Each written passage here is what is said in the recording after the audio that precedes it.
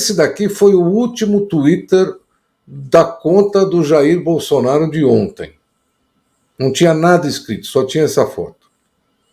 Que é o silêncio do Bolsonaro, né? O que você me comenta sobre esse silêncio tão estranho, o Júlio? Diz aqui. Jean, eu vendo essa foto, sabe de que eu me lembro? Uma coisa da nossa juventude. Vamos pegar, por exemplo, a capa daquele disco dos Beatles, né? Abbey Road, que eles estão atravessando a rua, né? Sim. Então você lembra que todo mundo via ali um monte de sinais, né? Que nem o outro disco, era aquele Magical Mystery Tour também. Então, todo aquele monte de sinais, aquele monte de coisa. Eu olhando essa foto aqui patética, eu acho que é o que se chama de apito de cachorro, né? É para os gaiatos que estão lá na frente dos quartéis verem aí um monte de simbologias, um monte de coisa que não existe, só existe na cabeça deles, né? É capaz deles contarem até os quadradinhos que tem lá no fundo da foto, é capaz de no brasão ter uma palavrinha modificada, com isso ele quer dizer para a gente continuar na frente dos quartéis. Então esse silêncio dele como alguém já disse também, é um silêncio gritante, né? E só serve para alimentar esses movimentos golpistas que estão por aí, né? Não tem muito a dizer não, Jean. É muito estranho, né? Agora, pelo menos uma coisa que hoje também, lendo aqui nos jornais, deixa a gente mais sossegado, é com relação à punição lá nos Estados Unidos do cara que estava por trás dos golpes, sem participar da invasão do Capitólio, né? Ele foi condenado, a primeira vez que um cara é condenado, vamos dizer, de forma virtual, né? Isso é um sinal para o mundo muito interessante, que aqui no Brasil seguramente vão aplicar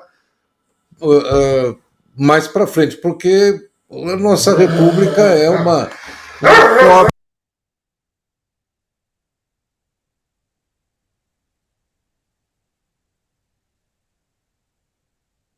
Tá sem som, Jean.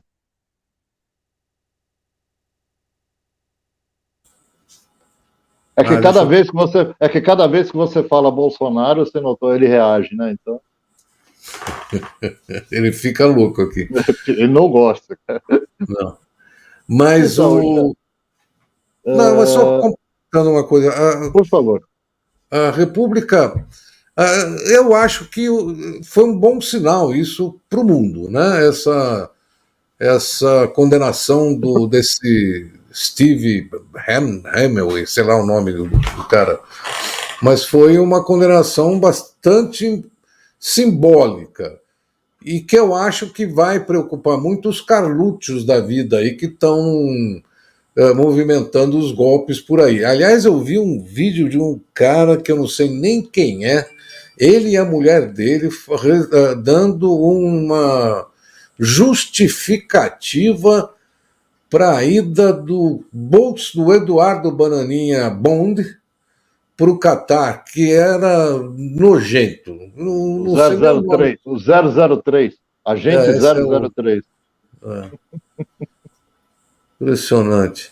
Ô, Mas Jean, então, eu acho que esse silêncio do Bolsonaro realmente é uma tática dele, primeiro, como você falou, para dar mais ânimo aí a esses malucos de plantão aí na frente dos quartéis, porque cada dia é mais 72 horas, né? 72 horas, e assim por diante.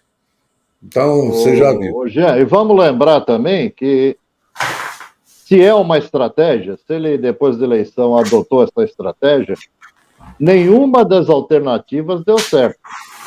Vamos tentar lembrar aqui. Primeiro foi o relatório da defesa sobre a integridade das urnas. Lembra disso? Ele estava contando com isso, que foram as primeiras 72 horas. E o que veio no relatório? Nada. não apontou nenhum indício de fraude, né? Depois foi o relatório do argentino, que botou fogo aí nas redes sociais dos aliados aí, mas que não se sustentava com a fragilidade dos argumentos, né? Você lembra que o Natal tinha não sei quantos votos, a cidade tinha tantos habitantes, teve tantos votos, também foi por água abaixo. Depois, um terceiro relatório ainda sobre as urnas foi o relatório do PL, contestando aí mais de 250 mil urnas, estoque só no segundo turno, né? E esse relatório também foi rechaçado pelo Alexandre de Moraes e resultou nessa multa aí para o PL, né? Outro fator que eu acho que está provocando esse silêncio do presidente é que ele está assistindo também, já a antiga base aliada dele, os mais fisiológicos, pelo menos, pulando do barco e já estão flertando com o presidente eleito. Sabe, a gente já está vendo o Centrão, a grande maioria dos deputados do Centrão, tirando os bolsonaristas fanáticos, já sentou com o Lula, já está conversando com o Lula, né? Mais uma coisa que me ocorreu também foi que eu acho que o Bolsonaro ele superestimou uma reação violenta daquilo que ele chamava de seu exército, do povo armado e tal. Eu acho que ele no fundo, ele pensou que esses malucos armados iam para a rua fazer ataques, vamos dizer assim, criar um clima de terror que justificaria ele, por exemplo, decretar aquela tal de operação de garantia da lei e da ordem, né? Mas a gente também não viu isso. O que a gente viu foi um ajuntamento patético aí de fanáticos na porta dos quartéis, e não passava disso. Como eu brinquei da outra vez, a arma mais pesada que a gente viu ali foi um guarda-chuva, né? Que estão na chuva até hoje lá, né? Eu acho também que esse silêncio dele se deve muito ao medo que ele tem, né? Depois de 30 anos de vida pública, aí é a primeira vez, Jean, que ele fica sem foro privilegiado, né? E a gente sabe, ele já declarou que ele também tem muito medo que o Carluxo, né, que é o preferido dele, sendo vereador, não tem foro privilegiado e possa ser preso, né? Então ele tem que tomar um certo cuidado para não criar aí um clima favorável a isso. Então eu acho que só resta para ele, nesse momento, apostar nesse conflito interno da caserna, né, das três armas, para tentar embolar o meio de campo. E é como eu disse, vamos ver o que acontece, nós temos ainda 30 dias pela frente, né? Eu sei, mas vem cá, você... Estava uma discussão aí, acho que anteontem, uma discussão que eu estava vendo no UOL, se o Lula ia subir a rampa no dia 1º ou não ia subir a rampa no dia 1º. Estava uma discussão aí, todos acham que ele vai subir a rampa sim, né? Mas, de qualquer forma, ainda tem mais lances pela frente aí de emoções, né? Esses golpistas não tem... o estoque é inesgotável, né?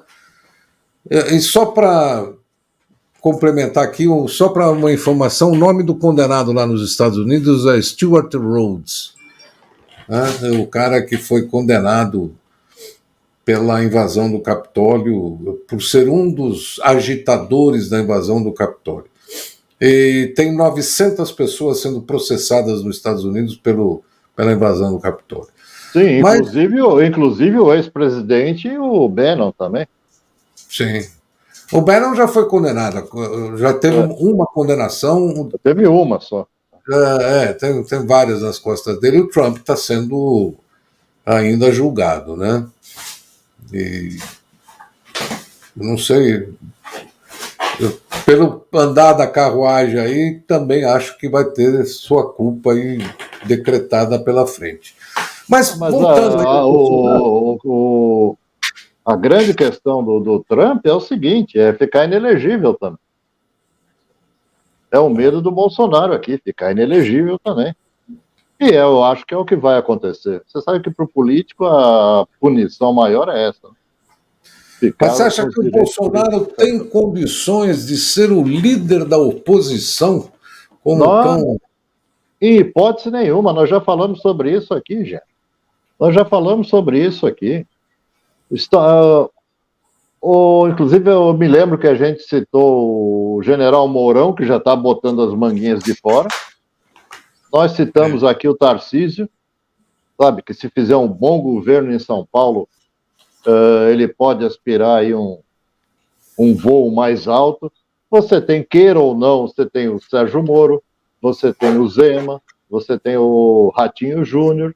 São todos nomes dessa direita mais radical ou mais ao centro que podem liderar essa oposição ao Lula, que podem se firmar como líderes dessa direita, que eu acho que a tendência é ser cada vez menos extremada, né? Menos extremista. Também acho. Mas a gente não pode esquecer, a Bia mandou um recado aqui interessante. O Eduardo Leite é um cara, eu acho que a Simone Tebet também. Não, mas eles já estão fora da direita mais próxima do Bolsonaro, por isso que eu não citei.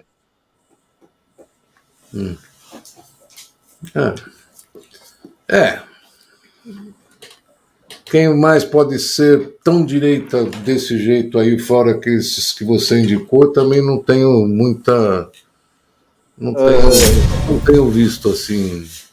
E um outro fator também, pode ser que o próprio PL puxe o tapete do Bolsonaro, com esse confisco aí de quase 23 milhões, não vai ter verba para bancar casa, comida, roupa lavada para o Bolsonaro ser líder de alguma coisa, né?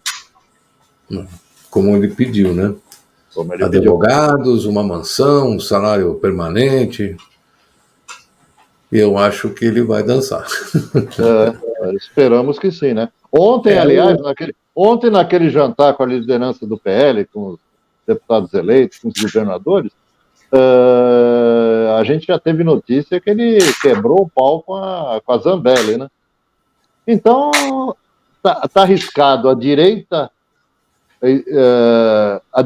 mais conservadora, vamos dizer assim, e a direita mais extremista rachar. Isso já está perto de acontecer. Agora, com essa discussão de ontem, a direita extrema, a extrema-direita também vai rachar. Também vai rachar. Então, eles que se entendam lá, não faço questão nenhuma, eles que se entendam. Esse é um problema deles, né? Que, aliás, vai acontecer mesmo. Vai acontecer.